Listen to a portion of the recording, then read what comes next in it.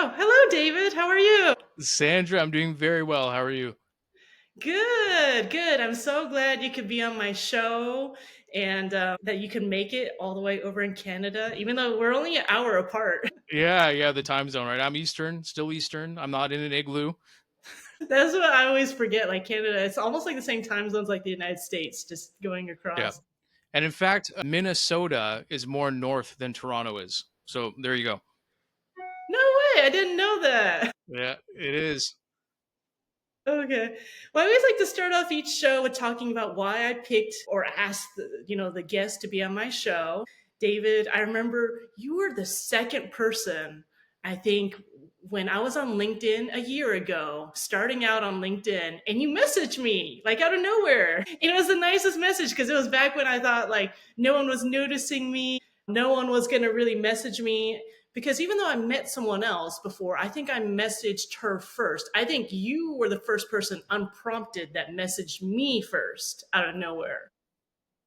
I just saw so much potential there, Sandra. Hey, but I tell some people it's nice to know who was supporting you and who noticed you back when you kind of didn't have a whole lot going on, right? Kind of back when I probably had Yeah. like almost zero followers. Well, I gotta say, Sandra, I mean, your content was so good. It was so clear of the value you were trying to put on your profile. And it was early days, right? So sometimes you don't get a lot of feedback and a lot of love. And I just Yes. felt compelled. You know what? I like what I'm seeing.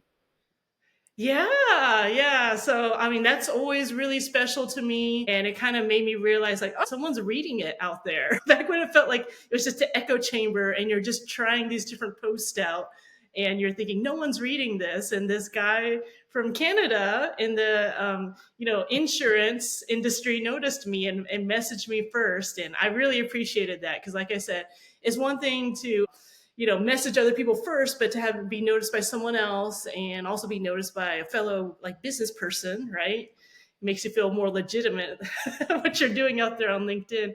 But yeah, I'll let you introduce yourself first to everybody. Yeah, thanks, Sandra. So, for everyone who's watching this, my name is David Rashty. I've had a career of all different stripes, and it originated basically in the insurance industry. And when I was in the industry, I was licensed to sell. I was selling home, auto, so the personal lines, commercial insurance, group benefits as well. I think it's still called group in the states, or maybe health insurance or supplemental insurance. And then I was also working out of an agency that was selling life insurance and kind of wealth and investment products. So I kind of started there, did the hustle and bustle, cold calling, trying to grow the book as a 22-year-old who had no idea what he was doing. Fast forward a bunch of years later, and I've worked for a management consulting company specializing in sales training and sales consulting. And then I found a way to marry those two backgrounds together. And now what I do is I coach insurance advisors, agents, brokers, some financial advisors as well on how to sell more effectively, how to build amazing client relationships, the kind that can withstand those terrible tests that we have sometimes when markets are doing funny things or when premiums are going up and we don't know why. And really cultivate a career that they love. Because to tell you the truth, Sandra, so many people in the insurance industry, we just kind of fell into it. Okay. Like none of us went to school for it. None of us went to study for it. We all wanted to be doctors and lawyers and astronauts. But then fast forward to our 20s or our 30s and we tried stuff, it didn't work out, and we just kind of fell into it. So I want to work with people who fell into the industry, but now want to make the most of it and how much there is to offer here.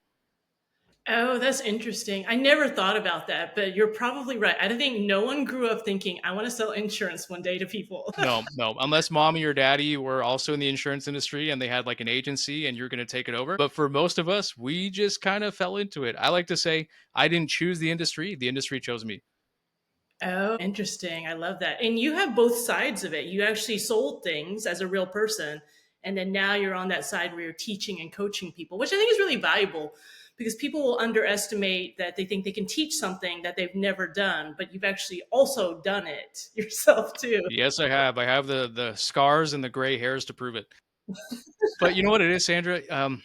When I started in the industry, and this is such a common experience, you have to be licensed. So you get trained on the technical stuff, right? To make sure you can fit within the regulations. And then you get trained on products because you work with a company and they say, okay, here's what we sell, right? And then you get trained on systems. So software, CRM, quoting applications, whatever. And then they kind of pat you on the head and say, all right, good luck.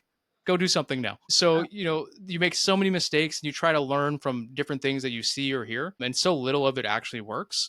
So, basically, what I'm trying to do now is work with people who are in that same position and they got the product training, they got the systems training, no sales or service training.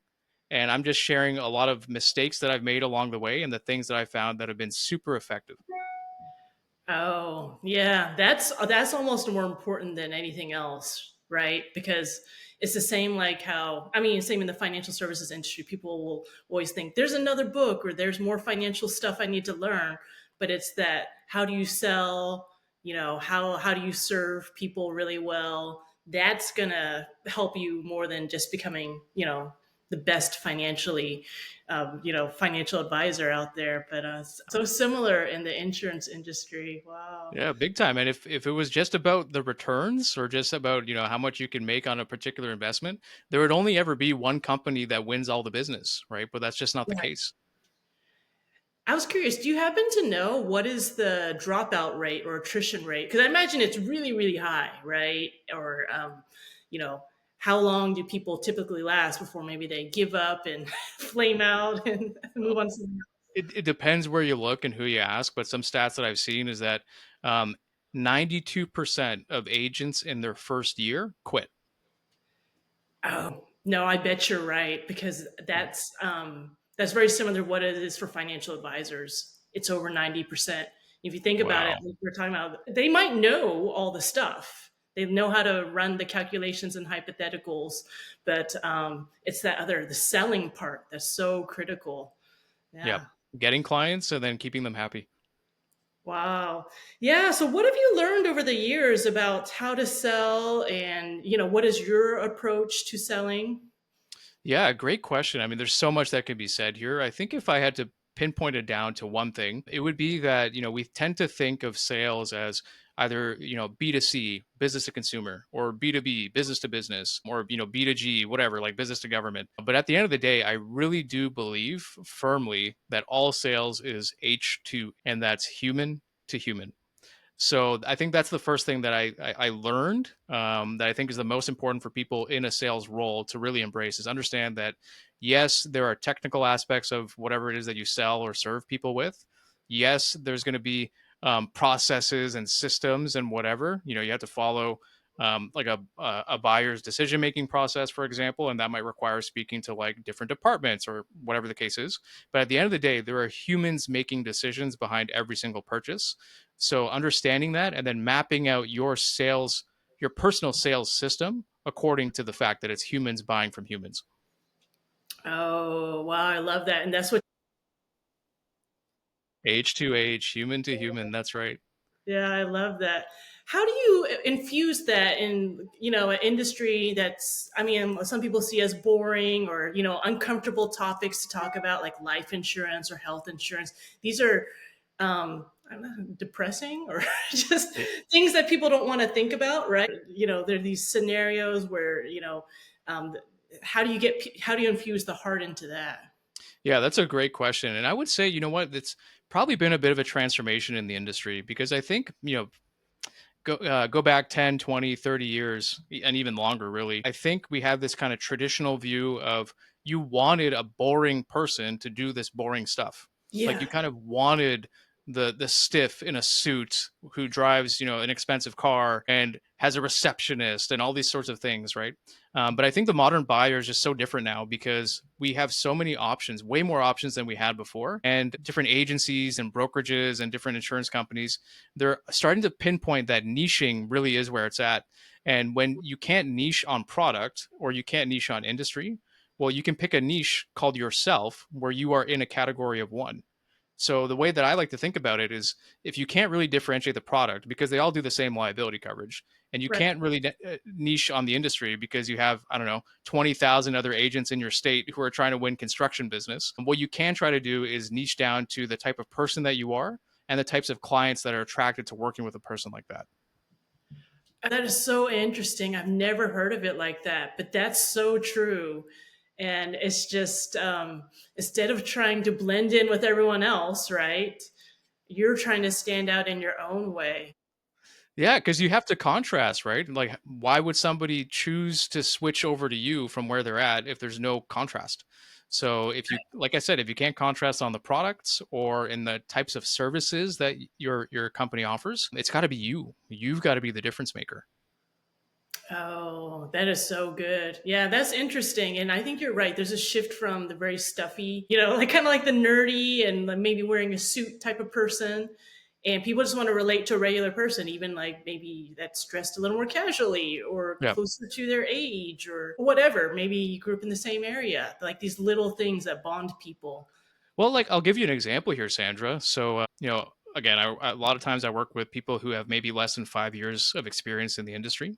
And Mhm. there's one life insurance producer that comes to mind in particular where she was a new mom, right? She is a new mom and she was struggling because she got her life license. She's been doing home and auto for a while. And now with life, it's different types of conversations that you're having with people. And she was having a hard time, Yeah. who am I going to niche to? Like, I don't know how to talk to business owners. I don't know how to talk to whatever. So then I asked her, what about niching down to who you were 6 months ago?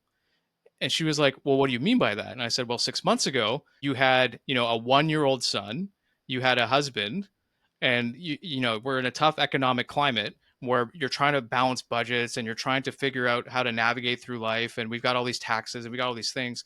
And the unique problems and experiences that someone who's a new mom, who's a career woman, who has now a 1 year old or an 18-month-old child, how to talk to that person. So go out and find them and help them with this stuff. Oh, that is so good. That is so good because I always feel like people think it's hard to find their niche. And I struggled with it a long time too. I was thinking, who do I talk to and who do I serve? But it sometimes it's just as simple as who were you before that you wish you could have helped, right? Yes.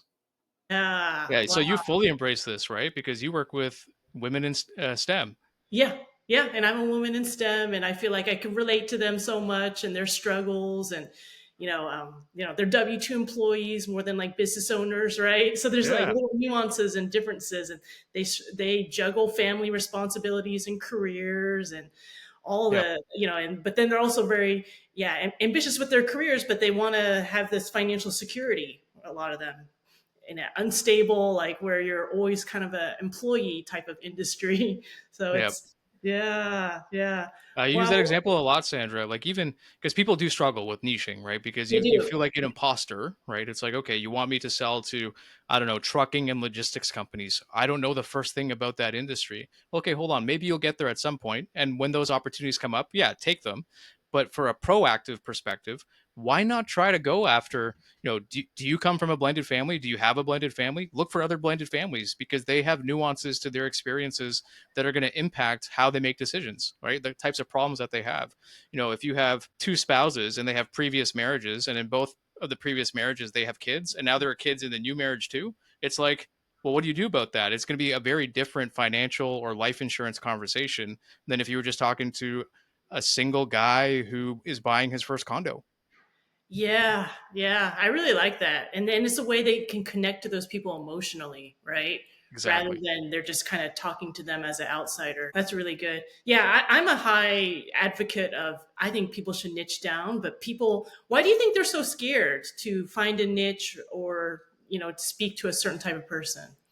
Yeah, a good question. I would say that not everybody has embraced just how wide a net you can cast with the internet, right? I think, particularly in the insurance industry, and I get it because there are local legislations, you can only be licensed in so many states or provinces or whatever. But that being said, the internet gives you an awesome opportunity to connect with people who aren't in your backyard, who are still relevant for who Yeah. you can serve. So I think some of the apprehension is like, well, if you're asking me to put like 10 or 12 filters on the types of people I'm going to be targeting, I feel like the amount of people that will end up is so small. Like that pool is so small. Like how could I possibly build a business off of this? So, it's true. You might only have 10 people within a 1 kilometer, half a mile radius. Yeah. I got to remember I'm talking to an American here. A 5 mile radius of where you live and work. True. You might only have 10 people who fit that profile, but Yeah. extend that out 50 miles. So how much bigger is that net now? Yeah, yeah. And to me, it's about better engagement, Yep. right? It's not about, and I see some people do this on LinkedIn sometimes. It's the vanity metrics. They want 8,000, 9,000 followers, but how many of them are really engaging on your content, right? Because you just went after, it's kind of like getting as many Facebook friends as you could possibly get, right? Yeah. Versus like these are your like true people that really like following you and like your message and all that. What do you think is a bad piece of sales advice that you hear a lot? Oh, that's a good one. I think there are actually very few absolute no-nos when it comes to sales. And I'll Okay. explain what I mean by that, because I see a lot of different opinions, particularly on LinkedIn in the space that I'm in, where you might have someone who says cold calling is the only thing that works. And then Mm-hmm. the next day, someone else will say cold calling is dead. If you're using it, you're a total idiot. And I look at both of those things and I think, whoa, whoa, whoa, whoa, time out. I mean, both of those things can work for someone, Yeah. right? Like both of those things can work. So I think that's one thing that comes to mind when you ask that question is don't be so rigid in your thinking that you're not willing to experiment, try something new, or see where someone else has had success before, because that particular mode or that particular method could work very well for you. It really could. No, I really like that because when I first got on LinkedIn, same thing. It's so overwhelming. People are like, do videos, don't do videos. You do long text. I mean, do long posts versus short posts. Do a picture, don't do a picture. And then I've seen like all different things work for all different types of people. And I think, like you're talking about, you have to try different things and see which ones work best for you. And I think one of the worst pieces of advice I've heard, well, not just in sales, but just in everything, just like copy someone else. Right. In the beginning, it's a lot of it's like copy someone else is doing better than you and just follow them, but not understanding they might have different goals. Different things might work for them. Yeah. And I kind of would do a lot of that in the beginning, where it's like I'm just going to copy someone's style or the way they do things and try to get success. Yeah, I mean, you do that to a point, right? Like, especially in the beginning when you don't have any real point of reference, is you just try whatever someone tells you to try. But I'll give you a specific example here on the cold calling thing in particular. I'm working with an agency now, and about a month ago, we had an in-person session with their team of 6 people, 7 people. Hmm. And this team, the entire time, is saying cold calling doesn't work. If we call people, it's not going to book any meetings. Like, there's no point. There, all these excuses. So during the session, I actually paused halfway through. I took out my cell phone and I did a random cold call in front of everybody. And I booked a meeting on the first attempt. I booked a meeting for someone in that office to talk about life insurance. Wow. It was a total mic drop moment. And when you do something like that, you don't know if it's going to work out, but I did it. Like, Yeah. I had a bit of a script that I wanted to follow, and I followed it naturally. Like, I didn't read it like a telemarketer. Yeah. And by the end of the 2-minute conversation with some person I've never talked to before, booked a meeting for a life insurance appointment on the call, or yeah, on the call in front of everybody. Wow, that's amazing. That's amazing. But that's a testimony that you're like, I actually done this stuff and I know it works. And I'm just curious, was it someone much younger that was balking at doing the cold calling? It was a pretty mixed team. Actually, there was one person on the team who kind of weirdly really enjoys making calls. But everyone else was like, "Oh, this doesn't work. It's not for me. Like, I don't know what to say. Like, what if the person freaks out?" And it's like, okay, well, I'm not going to ask you to do something that I'm not willing to do. So I'm going to try this for you. Oh, that's really good. So what are your tips or what advice do you give people when they're dealing with that they're worried about rejection mostly, right? So how do you help them overcome that? Yeah, that's a good one, and it's one that comes up all the time. I really try to reinforce with people. It's when a client or a prospect says no, they're saying no to whatever it was that you were offering them, not Mhm. you.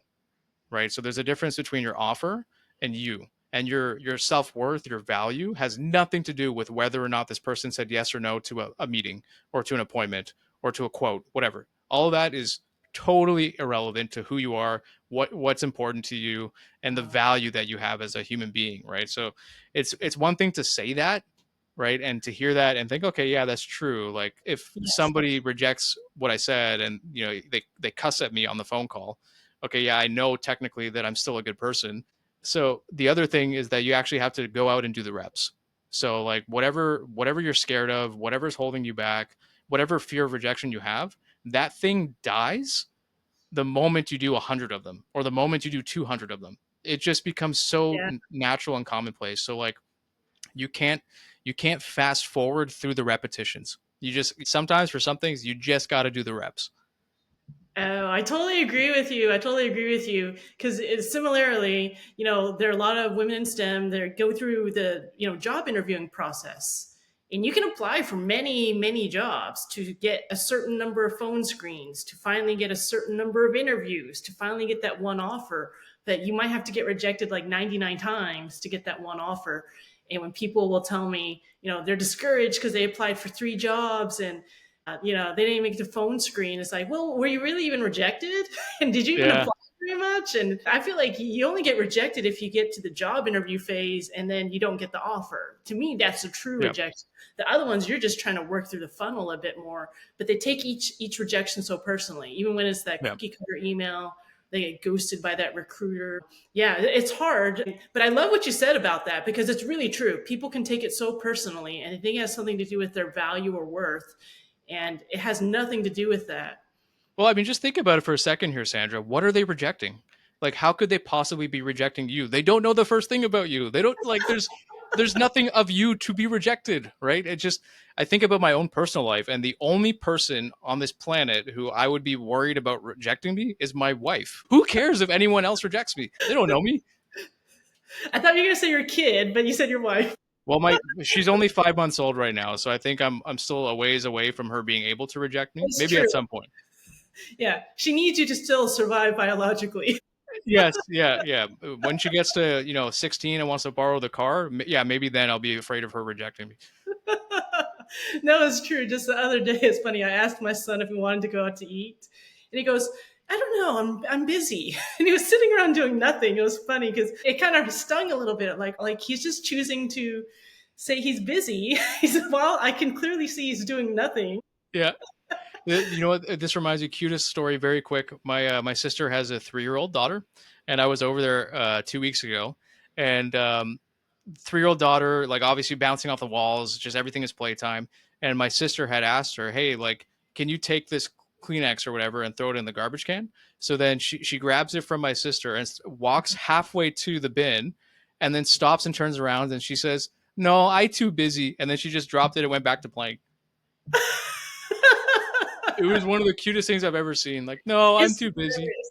But you know where they get that from? They get it from adults. Because when you see the stuff that kids say and do, and you're like, where did they get that from? They're saying they're too busy, and they're not busy. And it's like, oh, I've Yeah. probably said that one too many times. Now I have a question for you, Sandra, because full disclosure, the name of my company, H2H, Human to Human, it was kind of loosely inspired by the feeling I had after I finished a book called To Sell is Human. Yeah. And I just recommended this book to you, and you're already done. I think it's been like what, a week or 2 weeks since I made the recommendation. What'd you think of it?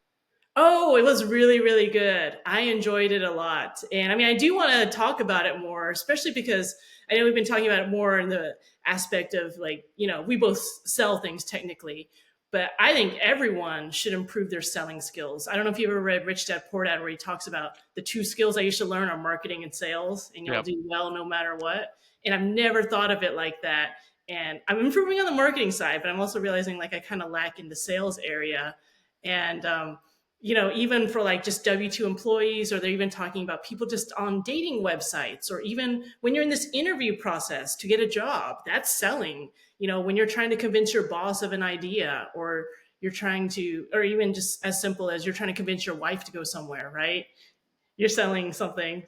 Big time. Yeah. I mean, like really at its most basic, sales is basically I have an idea about what you should do, and it's my job to convince you that that's an idea that's worth doing. Yeah, yeah, and it had some really good tips and strategies. One of them I liked was that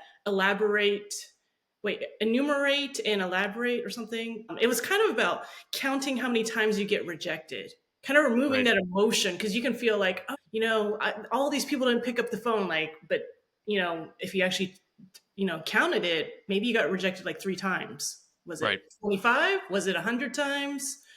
How much effort are you really putting in, and kind of looking at it through the hard numbers and like writing yourself that rejection letter. I like that too. Yeah. Yeah. I remember that one. But it had a great story in there about convincing people to save more into their retirement. And they're talking about how there's this dissociation between a person and the future version of that person. And they did an experiment where it was one where they're just talking to their current version of themselves and and trying to convince them to put more in retirement. But another one was like an age generated image of themselves, like in their 70s, and they're talking to themselves. And that version, that group, they contributed more to their future retirement. And it was kind of like, it's hard to think about yourself in the future. It was talking about, it's not just like people don't have the money or it's a delayed gratification thing. It's hard to think of yourself in the future. I love that story in there too. Yeah, so good. And it's been some time since I've read the book, but such a lasting impression that it had on me. Just even within the first opening sentences of the book, I remember he brings out that stat like 1 in 9 people in the US is in a sales job, but so are the other 8. And it's just like, Yeah, yeah, it kind of blows your mind. Yeah, yeah. So, how did you learn? I mean, besides just all your experience, all your experience in selling and that book, any other big influences on you? yeah, so I've got this weird quirk about myself where when I become obsessed with something, I become obsessed with something. So I have been steeped in this for a decade. So it's like, and I'm also someone who's willing to just try stuff. So like if I have an interesting idea, someone lays out a process, okay, I'm going to go try that 100 times to see if it worked. Okay, what of that system worked? What didn't work? Reject the stuff that didn't work. Keep doubling down on the stuff that worked. And so I've done courses, I've done trainings, I've done just like a coaching program, just all these different things. I'm constantly reading about this. I'm constantly listening to podcasts. And over time, it's funny. It's also, I guess, one other way to look at it, and I say this with clients all the time, where you sometimes feel like an imposter in the early stage, right? Where like you're, let's say in the insurance industry, first couple of years, or a financial advisor. I'm sure even in engineering, right? Where you've done all the training, you've downloaded all the information, but now you got to go do stuff. And then, so with my clients, I tell them, hey, listen, your client right now, when they're calling you about their commercial insurance, your job is not to be an expert. Right now, Mhm. I'm telling you, your job is not to be an expert because you are not an expert. Your job right now is to just figure it out. That's all they need from you. They just need you to figure it out. And the truth is, you figure it out once, 10 times, 100 times over 2, 3, 5, 10 years. That's the process of becoming an expert. And you can't skip past that. You fast forward 3 4 years and you look back and then you can see where you were and where you are today and think, okay, I figured it out all this time and now I can say safely, yeah, I'm an expert at this. Yeah, no, I totally agree. I read this quote the other day. It was saying if you call yourself an expert, you stop gaining expertise. So Yes. I hate that when people call themselves experts or gurus. And same like you, I think the more valuable skill is, can you be resourceful? Can you figure it out no matter what to serve people? It's not about knowing all the answers all the time. Um, 100%. yeah, yeah, but I love that. And that's probably why you're so successful because I was talking about this with someone the other day. And same thing like you, when I'm really into something, I'm obsessed. And that's all I read about, all the podcasts I listen to. And I know it sounds unbalanced, but that's how I think people get good at something, that focus, right? But then also, when you try different things out, you have to look at how it's doing and then iterate. You Yeah. have to be willing to be like, oh, okay, I tried this cold calling for whatever X number of months and I did X number of calls. It doesn't seem to be very productive for me. But I don't know if you see this too. I notice this with lots of people. It seems like they double down on what's not working. They're like, I'll just Yes. do more of it. That's how I'll be successful. People will tell me, my LinkedIn's not really taking off. And then you give them some suggestions. You're like maybe you should niche or you should try this. And then they're like, no, I'm just going to post more. Yeah. Yeah. Yeah, 100%. And I do want to revisit the cold calling thing for a second because, like, I don't know who's going to watch this recording. I might have some people who are saying that cold calling is awesome. Thank you, David, for advocating for it. And you're going to have some people who might watch this and think, David, you're an idiot. Cold calling's stupid. There's a better way to do this. And what I do want to touch on the other aspect of that because, there's cold calling and there's like effort based activity you can do right now to generate something right now. And then there's media, right? And I think where the industry is going to be going, I know you didn't ask me this, but I think it's important. Where the industry is going, especially with niching and with personal branding and differentiating with yourself as a category of one, I think advisors, agents, brokers who embrace media are going to see a lot more success going forward versus their non-media counterparts, because I think there's just such a convergence. You see this in every industry, really, every sector. Like even our politicians, for crying out loud, like they're blending the lines between being in media and being in politics. Yeah. Yeah. Kamala and Trump, he did that really long interview with Joe Rogan. And no, I totally agree with you. And I feel like I was late to that game because I feel like the training I went through was kind of very anti being on social media. It was just like Yeah. you're going to have all these conversations, shake hands with people, and that's how you're going to grow your business. And I think it can only grow so much. But I see like this digital landscape and being on social media is like you can kind of be advertising yourself a little bit all the time. It's like your digital business card.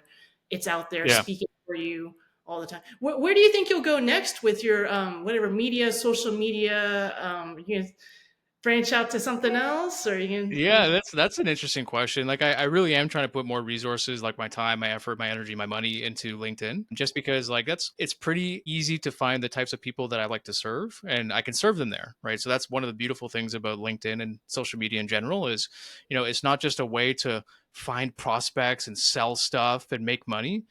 You legitimately add value. You legitimately solve problems for free for people to yes, consume on their own time on demand. And, at some point, I think kind of gone are the days from the media perspective of, I'm going to package up all this training or all this content or all these ideas and then you pay me for that content. I think what people are going to shift to is on things like coaching, accountability, implementation, execution, right? So you almost have content that's designed for people who just want to consume, and then you have an offer or a service where you actually hold their hand and guide them through this so they can get to the result quicker or with fewer headaches, fewer mistakes. That's kind of where my mind is at. And now the connection there to insurance is I think you still do similar things, knowing that at some point, the product you sell and the way you earn your commissions is through obviously business insurance or home insurance or life insurance or whatever. But the service you add is not just being a nice person to talk to sell them life insurance. If you niche and you niche really well and you understand your client's problems really well, you can actually be kind of an advisor to them on their business, right? Or on their finances or on their whatever, right? Like my goal for my clients is even if you're selling home and auto insurance, you want your clients to think about you first when they consider moving to a different city or buying a second property or a rental property or they want to buy another car, they actually call you first to see, hey, what's going to be good on my insurance or what would you recommend? Right? That's the kind of thing that I'm talking about here. You want to become, I know you said you don't like the word expert, but I'm going to say it, an expert to that niche, right? To whatever niche that you're serving, you want to be able to offer them more than just the products you sell. oh, I really like that. I like that. And then, how do you work with people? Do you just train companies or groups, or you do one on one? A little bit of everything. I know you're speaking too.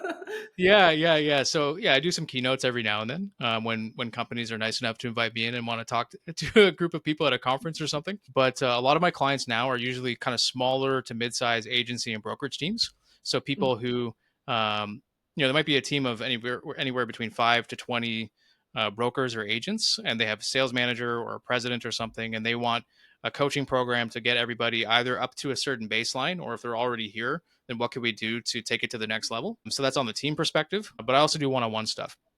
And the one-on-one stuff, it's kind of like group-based coaching and implementation. So they get great content. They kind of get all the 101 on how to be kind of proficient at being in insurance sales. And then, from there, it's not just the content, but it's also the accountability, the execution, the check-ins, and the support. So I don't know if that clearly answers your question, but it's mid to small teams and also just individuals who want to do better and aren't waiting for their companies to sponsor that. Right, right. I love that. I love that because it's a similar model to financial coaching. They put in the work, you help guide them, right? You provide them a framework, Yep. and it's accountability, support, education, questions, and you're trying to help them get a little farther, based off all your tribal knowledge and all your Yeah. experience and all that. Yeah. But at the end of the day, you can't be in the coffee shop and slapping the coffee out of their hands, right? You can't do Right. that for them. Right, right. But it's just it's fun, right? I mean, it's interesting because it's you're trying to help people with their behaviors and their mindset, but they still have to do the work themselves. Yeah. Yeah. And sometimes, like, I put them through exercises that make them wildly uncomfortable. So, for example, one thing that I do is role plays. And over the last 2 weeks, it just so happened that a bunch of my clients are all in the stage of the program where they're doing role plays with me. So, I've done 14 role plays with 14 different agents and brokers over the last 2 weeks. And it's kind of fun being on the client side, right? Because I'm pretending to whatever, be the business owner of a landscaping company or whatever. And then now it's like testing, did you actually learn all the things that we covered? Are you implementing it in this role play? Yeah, I was watching this from another coach, and he was saying if your clients aren't sometimes uncomfortable, then you're not coaching them well. Because if they were just doing so well with what they're doing, that's what they're comfortable with, right? But you have to Yep. push people to be like, well, what about this? And let's do it this way. Or can you try this? And yeah, I went through speaking coaching a while ago. And the same thing, like he's like trying to tell me things that I'm like, oh, I don't know if I talk like that. Or if I don't know, I'm going to make jokes right before I'm going to talk. And he's like, no, just try it. Just try it. And it's so funny because a lot of the stuff, it really works, right? And you have to, and sometimes in my mind, I was doubting him a little bit, like, oh, I don't know if that's going to go over well or if that's me. But they know more than you, right? You know, and Yeah. they're trying to guide you. It kind of reminds me of a Karate Kid back from the 80s when it's like Daniel's being asked to do all these weird things and sees no connection between, like, how's this going to make me better at karate? Yeah. And then it's like wax on, wax off. It's like, oh, now I get it. Yeah. Yeah. Okay. Well, we're at time. And is there any last words you want to say to the audience? Yeah. Well, first of all, Sandra, thank you so much for hosting me. This was a lot of fun. And you were right. The 30 minutes just flew by. I could talk about this all day with you. So thank you for Yeah. being a gracious host. The last thing I want to say is, for those of your listeners who are in the insurance industry or maybe find themselves in an industry where they just fell into it, they didn't choose it. It just so happens that they find themselves in that situation now. There's a difference between surviving and thriving. And the biggest difference is making a decision. And that decision is I'm no longer going to be down about myself and the work that I'm doing. I'm not going to be all woe is me. I'm actually going to look at the endless opportunities that are in front of me and try to take advantage of them. So I just want your listeners to know that as well, that no matter what industry you're in, no matter what position you find yourself in, if you've fallen into what you're doing, you don't have to just be in survivor mode. You can be in thriver mode. And it starts with deciding I'm no longer just going to survive. I'm going to commit to being excellent at what I do. I love that. I think that applies to so many people. And you can find nobility and, this passion to serve people in any industry or job. But it's funny how you're right. I mean, I'm going to be honest. There are people in STEM that feel like that. They're like, this is the worst industry or job ever. This sucks. And yeah, you're right. It all starts with a decision, right? Yep. Yeah. Yeah. I love that parting message because it said it was recording. Hold on.